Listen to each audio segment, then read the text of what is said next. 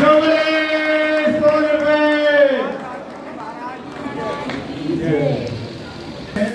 हमारे मुख्य अतिथि महोदय के लिए और हमारे अतिथि महोदय के लिए कुछ सॉन्ग जो है संगीत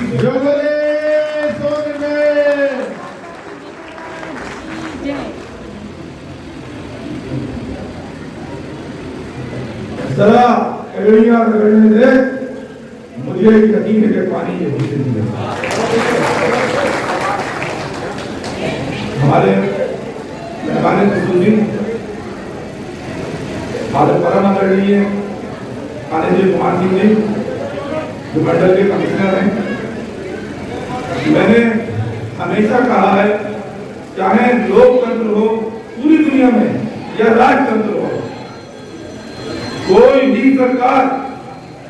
जब कामयाब होती है जब उसके अधिकारी आपके जैसे होते हैं, क्योंकि सरकार तो योजनाएं बनाती है, सरकार योजनाएं बनाती है, लेकिन उस पर लागू आप जिन्हें में अपनी अलग पहचान बनाने वाले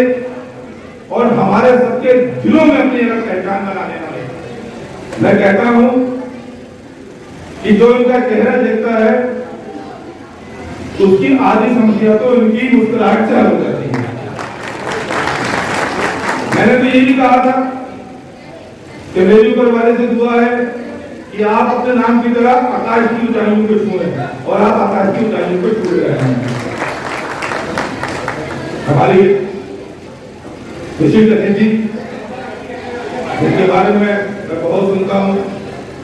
मनीष जी, मैं उनका भी स्वागत करता हूँ।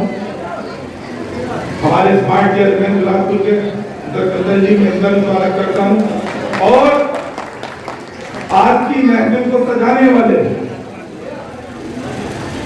देखा होगा आपने रेलवे स्टेशन पर अक्सर लिखा होता है कि ये राष्ट्र की संपदा है, इसे संभाल के रखो। ये आपकी संपदा है बेटी राज, इसे संभाल के रखो। मैं बहुत छोटा था, पहले तो मैं आपसे ये कहना चाहूंगा कि मुझे माफ कर देना। आपको याद होगा शायद विधायक जी के जमाने में जब टेलीविजन पर लिखकर आता था कि रुकावट की खेल है, तो अच्छी फिल्म भी आती होती थी तो आदमी रुक जाता था। मुझे मालूम है आप कमिश्नर साहब और विधायक जी को सुनने आए, लेकिन मेरे भाषण को ये समझकर सुनने लगे रुकावट की खेल है। मैंने कहा कि मैंने तीसरी या चौथी में पढ़ा था कि एक डंडा आसानी से टूट जाता है, जब दो होते हैं तो डंडे को तोड़ने में थोड़ी मुश्किल होती है, जब तीन होते हैं तो और मुश्किल होती है, और जब चार होते हैं तो मेरे जैसे पूर्ण मनस के बीच में आ गया, उस डंडे को जो गठन बन जाता है उसको खरी या महाबली नहीं तोड़ पाता है। आपकी एकता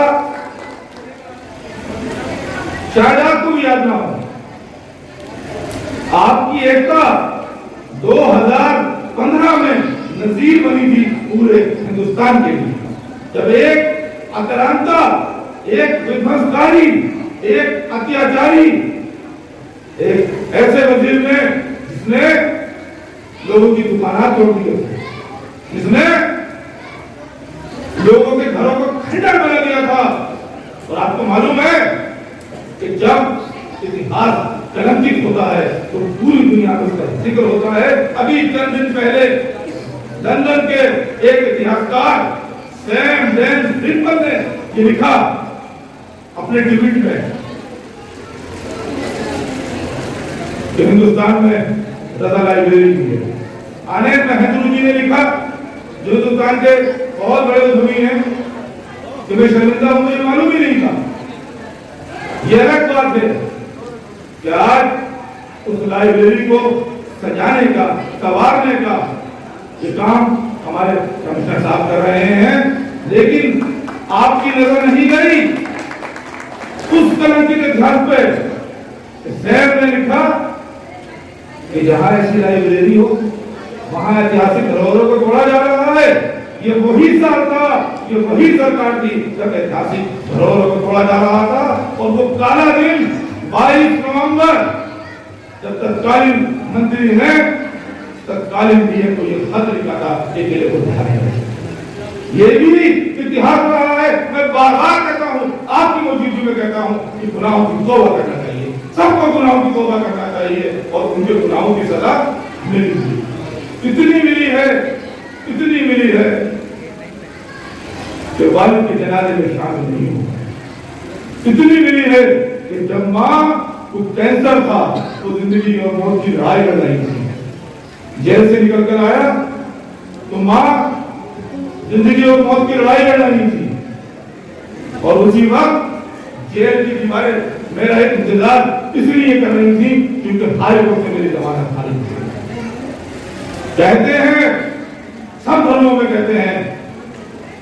जो इंसान का एहसान नहीं मानता है वो ऊपर वाले का एहसान नहीं मानता है। एक जमीन का फरिश्ता जो यहाँ मौजूद है, मैं उनका नाम नहीं लेना चाहूंगा, वो जमीन के फरिश्ते ने मेरी मदद करी। और जो लोग सुप्रीम कोर्ट के करोड़ों के वकील करते हैं, अरबों के वकील करते हैं, जिनकी एक थैली की फीस 18 लाख रुपए होती है, मेरे लिए एक फरिश्ते ने सुप्रीम कोर्ट के वकील को खड़ा किया, विधायक जी आपने मेरा साथ दिया या उस फरिश्ते ने मेरा साथ दिया, उस जमीन के फरिश्ते ने मेरा साथ दिया और मेरी जमानत हुई और मैं अपनी वादा की जनाजे में शामिल हो पाया। मैं तुमसे ये भी कहना चाहता हूँ, सब बादशाह उन लोगों को, कि उस फरिश्ते के लिए दुआएं करो,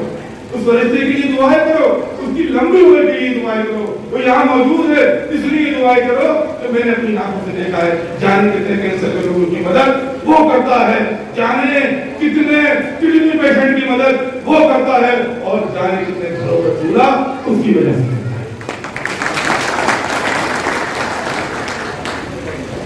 देखिए राज साहब हमारे धरोहर हैं और मैं वाल्मीकि जी के लिए क्या कहूं, मेरे जैसे छोटे व्यक्ति का बहुत छोटा शब्द होगा, इसने पूरी रामायण लिखी हो, मैं उसका क्या अनुमान करूं, क्या अनुमान करूं उसका, इसने पूरी रामायण लिखी हो। अपनी बात को खत्म करते हुए सिर्फ इतना कहना चाहूंगा कि सब कहते हैं कि देश प्रेम, वो जो सैनिक सीमा पार लड़ रहे हैं वो तो देश प्रेम है ही, लेकिन देश प्रेम ये भी है कि जिस गली में आप रहते हैं उस गली को बचा सकते, पूरे समाज की जिंदगी को आप साफ करते हैं। मेरी नजर में आपसे बड़ा देश प्रेमी कोई नहीं। और आखिरी बार आप क्योंकि राज को मजबूत कर दो, कहते थे ना कि घोड़ी में नहीं चढ़ते हैं, आप इस हीरो को मजबूत कर दो, आप इस हीरो को जिसको कमिश्नर साहब और विधायक जी तलाश रहे हैं, देखना घोड़ा भी आपका होगा और घोड़े की जगह पूरा